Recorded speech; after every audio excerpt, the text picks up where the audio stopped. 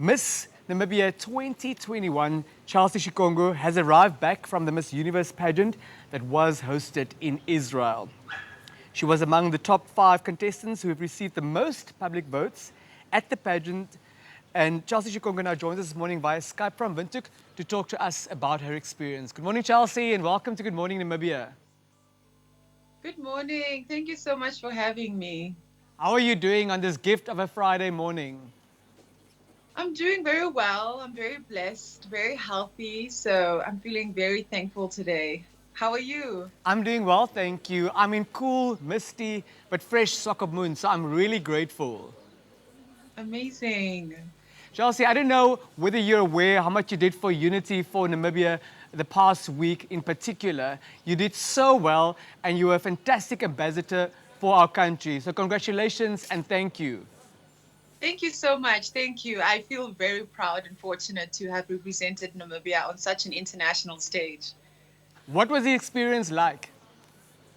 It was amazing. I would do it again if I could, honestly, because it was such an amazing experience. I learned so much from the girls, actually, from all those phenomenal women from all around the world. And the team of Miss Universe was just so professional. I got to meet Steve Harvey, and I just got to be on that stage and represent Namibia to the best of my abilities. So it was an amazing experience. I'm very jealous, I have to admit. He is one of the people I would like to meet. Yes, he is absolutely phenomenal. He's really good at what he does. Now, you've received a lot of praise, particularly from modeling circles, but also from ordinary Namibians. How does that make you feel? It made me feel very proud of what I did when I was at Miss Universe, and I was not really expecting that much love because before I went, it didn't seem as Namibians sort of understood what was happening or where I was going, if it was worth it. So it really took a lot to build up that support and love that when it finally arrived, I was really, really in awe because I was so stunned at the amount of love and support that I was getting while I was at Miss Universe. It is because that you represent love, therefore the love comes your way. Indeed, yes. Did you expect to do so well in terms of the public vote where you reached the top 5? No, I didn't think of it actually because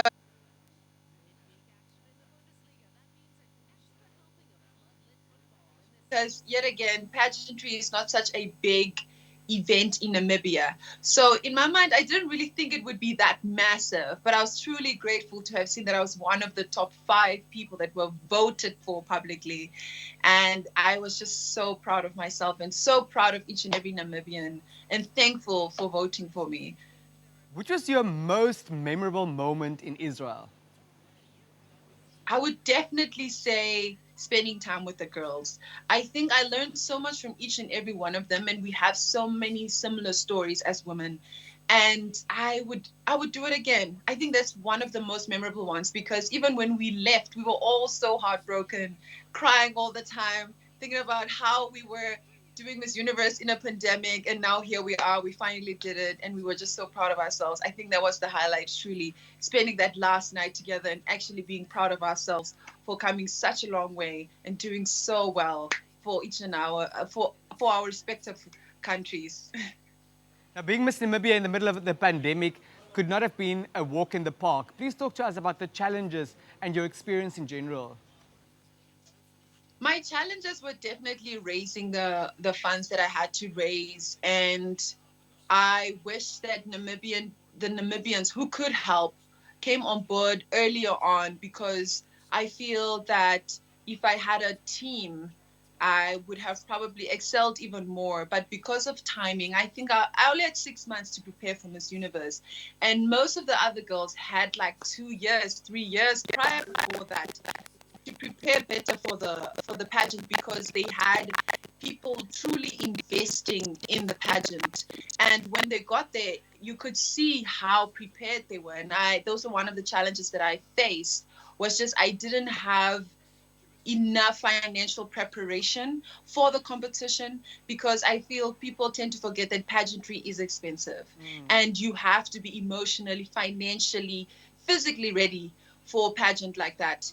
And those were one of the challenges I really faced, because I felt that I was under so much pressure to raise the money than focusing on what is exactly expected from me for the competition. And Those were one of the challenges I truly faced, even as Miss Namibia. Those were the challenges I faced uh, to go to Miss Universe. And now, hopefully, I hope that people saw the importance of preparation and the importance of supporting a title holder before and after she comes from such a prestigious competition. And of course, one also needs to be mentally ready. And you also appear to be a mental health advocate. Would you like to briefly touch on that, please? Yes. So I am the founder of a campaign called I Can Say No Namibia. It is a youth empowerment campaign that promotes inclusive sex education.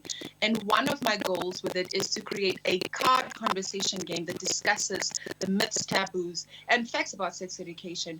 Because I truly believe it starts with educating somebody about the responsibilities of what they're supposed to know, than just saying that it is sensitive and it's not something that we can talk about. It's only something that you can talk about at a certain age. But I tend to disagree, because I think the sooner a child starts asking about it, that's the best time to start having that conversation. And there's so many platforms that parents and adults can learn about sex education. And I believe my campaign is one of those platforms. And also with mental health, I have gone through so many mental challenges. Even being at Miss Universe, you go through so much emotional intelligence, and you have to be prepared for things like that.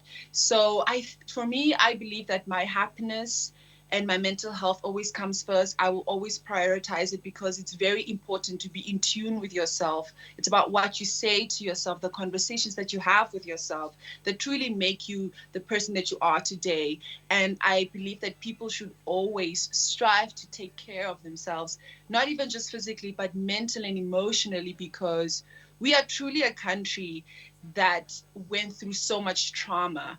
And I hope that I see one day we normalize talking about the mental health, the mental struggles people still face. So that's really what I look forward to.